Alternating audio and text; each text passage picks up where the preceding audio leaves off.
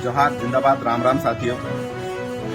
आज बड़वानी जिले में जिस प्रकार से भ्रष्टाचार को बढ़ावा जिला प्रशासन द्वारा किया जा रहा है, उसके आए दिन कहीं न कहीं उदाहरण आपको देखने को मिलेंगे। मैं आपको एक थोड़ी सी जानकारी देना चाहूंगा कि एक ऑडियो वायरल हुआ।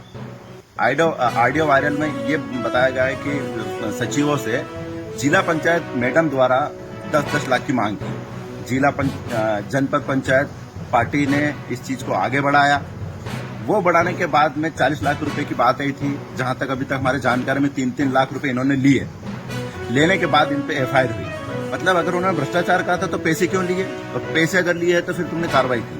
मतलब कहीं ना कहीं तुम इनको श्रेय भी देते और तुम इनको दबा के रखना भी चाहते हैं। उसके विरोध में जब हमारे जयस के साथी कार्यकर्ताओं ने आंदोलन धरना प्रदर्शन किया, एक घटिया मानसिकता के साथ में हमारे 7 कार्यकर्ताओं पे इन्होंने कार्रवाई करने की बात।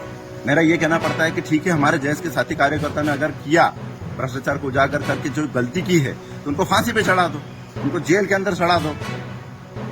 लेकिन उन अधिकारी का क्या जिन्होंने 40 लाख रुपए की मांग की और 100% करी होगी। क्योंकि मैं बता रहा हूं आपको एक उदाहरण। 13/10/2023 को मोहल्ला ग्राम पंचायत में 71 लाख रुपए की जांच एसडीएम और तहसीलदार ने करके दी। ये उसके रिकवरी का आंकड़ा है। आज मेरे को 2.5 साल से ज्यादा हो गए उस चीज को लड़ते लड़ते, लेकिन जिला पंचायत मैडम ने उन पे कोई कार्रवाई नहीं करी। तो मेरा ये सवाल है उनसे कि उनसे कितने पैसे लिए, 10 लाख लिए, 20 लाख लिए, 50 लाख लिए, ये बताएं हमारे को। और अगर नहीं लिए तो उन पे क्यों नहीं एफआईआर करी, क्यों नहीं कार्रवाई करी। जिस प्रकार का जो आदिवासी बहुल जिला है हमारा, जिस प्रकार से अधिकारी कर्मचारी हमारे आदिवासी लोगों को परेशान कर प्रताड़ित कर रहे हैं, उन पे कोई कार्रवाई नहीं होती। लेकिन अगर हम हक अधिकार की बात करने के लिए जाते हैं तो हमारे कार्यकर्ताओं पे एफआईआर करते हैं। यहाँ पर इन्होंने 2 बार सूचना दी कि हमारा धरना प्रदर्शन आंदोलन रहेगा, तो पुलिस प्रशासन क्या करी थी, व्यवस्था क्यों नहीं करी। कलेक्टर मैडम या एसडीएम ने क्यों नहीं करा उस चीज को, उसको करना था, व्यवस्था करना था। जबकि वहां पर बताया गया कि एक दूसरा रोड चालू था, लेकिन रोड अवरुद्ध करने के लिए उन्होंने एम्बुलेंस का बहाना किया।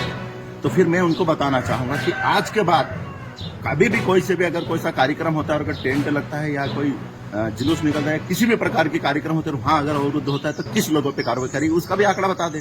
सिर्फ आदिवासी लोगों पे कार्रवाई करने के लिए पुलिस प्रशासन भी यहाँ पर है। अरे पुलिस प्रशासन से सीधा है, मैंने देख लिया, क्या तुम बड़ी बात करते हो। तुम्हारे खुद के पीआई और पूरा ग्रामीण थाना वहां पर दारू बेचने में लगा हुआ था। करो उन पे एफआईआर, लगाओ उन पे 34(2) का केस।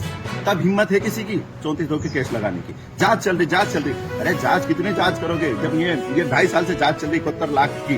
वहां पर क्या कर लिया आपने, दिन कितने पैसे खाए। अगर आप सही हो तो आप उन पे एफआईआर करो, और अगर नहीं कर सकते हैं तो मैं आप पे आरोप लगाता हूं कि आपने कितने पैसे खाए, बताओ। 10 लाख खाए कि 15 लाख खाए। लेकिन आपको एक बात बता दूं, आदिवासी क्षेत्र में युवा जागरूक हो गया है और हम सड़क से लेकर संसद तक बात उठाने में सक्षम हो चुके हैं। अगर हमारे को किसी ने परेशान करने की कोशिश करी है तो सोचना कि अब जो इतने दिनों से आदिवासी क्षेत्र में चलते आ रहा था वो नहीं चलेगा। मैं आपको एक हाथ जोड़ के प्रार्थना करूंगा, एक ही बार करूंगा। उसके बाद आप लोग अपनी तैयारी रखना। मैं मेरी तैयारी के साथ में पूरे आपके भ्रष्टाचार उजागर करने चीज को हमेशा ध्यान रखना। वो आदिवासी समाज गया जब यहाँ पर कुछ भी किसी भी प्रकार से दबा के डराया जाता था। पढ़ा लिखा युवा बेरोजगार है, वो अपने हक और अधिकार की लड़ाई लड़ने में सक्षम है। आपसे मैं हाथ जोड़ के रिक्वेस्ट करता हूँ कि ये चीजों को जल्दी से खुलासा करें और हमारे लड़कों को परेशान करना बंद करें। अन्यथा एक बड़ा आंदोलन होगा और आपको घेराव होगा। जिला प्रशासन से मेरा आग्रह है, अगर इसको सुधार सके तो सुधार लो, अन्यथा इसकी जिम्मेदारी आप खुद रहे। धन्यवाद।